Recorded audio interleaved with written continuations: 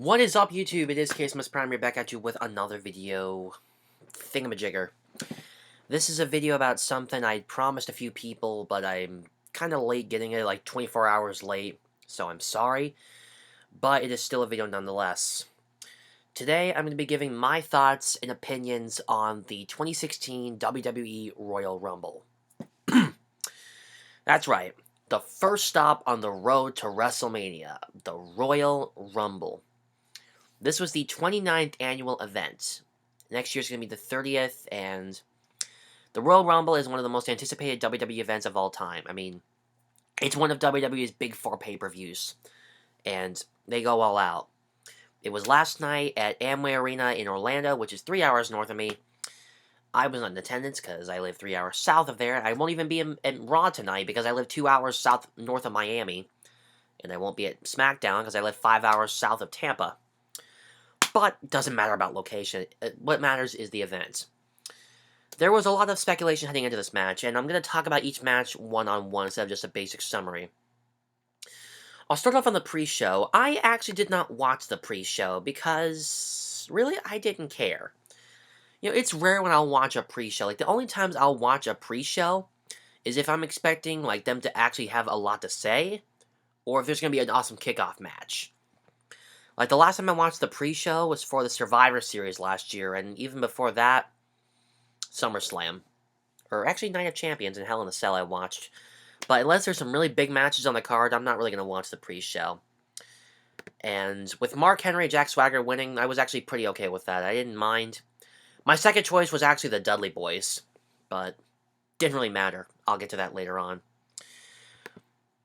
Dean Ambrose, I really knew he was going to beat Kevin Owens because, I mean, yeah, Kevin Owens is a prize fighter, and he's always been the rough and tumble guy since he came up from NXT last summer, but let's be honest. They're going to be milking Dean Ambrose's salary a little bit longer before they strip him of it. And maybe to someone other than Kevin Owens, you know. Maybe Kevin Owens, I mean, this is probably a good thing. There's always been that thing that maybe he'll fight Brock Lesnar sometime in the future. Maybe this is good for him. So, that's something to consider. The New Day and defeating the Usos. Oh my god. My friend Josh and I were talking yesterday. If you haven't, my friend Grant, I believe his name is Grand Moff Josh. Whatever his name is pronounced, he's a friend of mine. We were talking yesterday, and he's thinking that the New Day is energetic. I cannot stand them in the slightest. I mean, the minute those guys enter, I'm just saying, whoever they're fighting, I'm rooting for. I don't care who it is.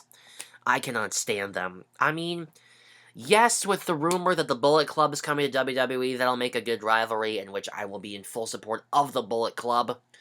But I cannot stand the New Day. They are annoying. Literally, just so much cringe from those guys. I miss them back when they were one-on-one. The high flyer and the big guy. I miss it. Kalisto and Alberto Del Rio. I am so glad that Kalisto won. You know, because I'm going to be honest. Ever since I first started watching WWE back in 2011, I have never liked Alberto Del Rio. Imagine my surprise back at Hell in a Cell when Alberto Del Rio makes his return. I was sitting there thinking, oh, hell no! Because I hate him so much. There has not been one time I've ever liked Del Rio for any circumstances. I've never rooted for him a day in my life. I mean, I just can't stand him. And I love Kalisto. I mean, every WWE superstar who was worn a mask. Rey Mysterio, Sin Cara, Mil Mascaras, Mankind, Kalisto, to name a more recent one. I just like masked wrestlers. They're awesome. So I was in full support of him, and I was really glad he won the title. And plus, with Sin Cara being out with a shoulder injury, it gives him a chance to build himself up as a singles competitor, which is as equally awesome. Charlotte defeating Becky Lynch. The things I could say about this match. It was a good match. It was well fought. But honestly, the really only fair way that this could have ended is if you ban Ric Flair from ringside. Now, before you go jumping to conclusions, think about it for a second. Ever since Charlotte made her debut in WWE last summer, as part of the Divas Revolution, every match she's been in since she won the Divas title, she's had Ric Flair at ringside. And he's always caused some kind of distraction that allows her to pick up the victory. You get what I'm going here with? The only way that Charlotte is going to lose that title or someone to get a fair chance at it, not important, is if Ric Flair is banned from ringside. It's the only way. Otherwise, Charlotte's going to keep on cheating. I mean, yeah, that's Ric Flair's gimmick, but come on. Enough is enough. You gotta fight fair for once. If you want to do that, save it for... Jeez, my watch is blowing up today. Must be a bunch of yokai around. So yeah. So now on to the main event, the 30-man Royal Rumble. Now, for those of you who have never seen a Royal Rumble, let me run you over the rules. It is a 30-man over-the-top rope elimination. 2 participants start. Every minute and 30 seconds, a new superstar enters until all 30 men have joined.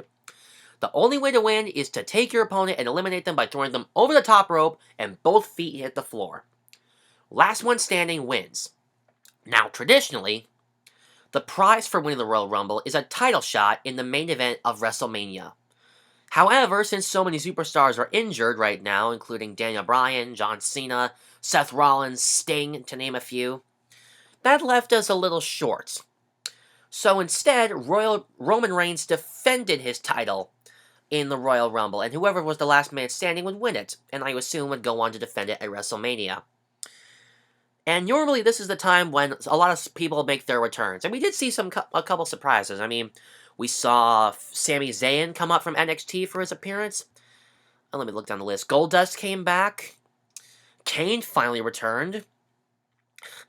R-Truth did something really funny. I mean, he thought this thing was a Money in the Bank ladder match, so he runs out. He goes to the apron, he grabs a ladder out, sets them in the ring, climbs up, reaches like, wait a minute, where's the briefcase? I mean, that's where they hit him like, wait a minute, this isn't Money in the Bank? I just remember sitting there thinking to myself, R-Truth, you idiot! And then they knock over the ladder and he falls out, and he's eliminated. I was laughing my head off at that. I mean, I used the hashtag R-Truth, you idiot on Instagram. Oh my gosh. But anyway, a lot of people came in. I mean, we knew Brock Lesnar was coming in. The Miz, Del Rio, the whole League of Nations, the New Day. But the one entrant that really had me on the edge of my seat that I was totally psyched for, AJ Styles. That's right, AJ Styles. The young gun, the phenomenal one. Former leader of the Bullet Club, former member of Aces and Eights. I mean, a living legend. Finally making his WWE debut. I mean, oh my god. I was so happy to finally see him make his debut in WWE. I was pissed that he was eliminated by Kevin Owens. I was really furious that Kevin Owens eliminated him. I mean, if someone was going to eliminate him, how about someone who would actually pose a credible threat to AJ Styles? Not someone like Kevin Owens. Like someone bigger on the food chain. But the thing that took me really by surprise other than that was that Triple H entered at number 30. I mean, there was this rumor floating around for a while that Triple H was going to come back, but I didn't expect it now. I thought maybe like tonight on Raw. But anyway, that's not how it ended. It ended with, I believe it was Sheamus eliminating Roman Reigns. So we were guaranteed a new champion. And the winner ended up being Triple H. For the first time in Lord knows how long, Triple H is once again WWE World Heavyweight Champion. He has brought the title back to the Authority, and he threatened to do that a while ago. As some of you may recall, Daniel Bryan had a match with Triple H at WrestleMania 30. And he said Triple H was going in saying that he might bring the title back to the Authority. So I guess it's safe to say, mission accomplished. And I can only assume that he'll go on to defend it at WrestleMania 32. But still, I'm shocked about AJ Styles. I mean, it's only been, like, what, less than 24 hours since the Rumble, and WWE has already cashed in on him. I mean, I'm pretty sure they're going to be releasing his theme song on iTunes before too long. I mean, he's got a t-shirt available for pre-order on WWE Shop. I personally won't be getting it because I just don't like the look of it. I'm actually going to try to get the Bullet Club t-shirt instead.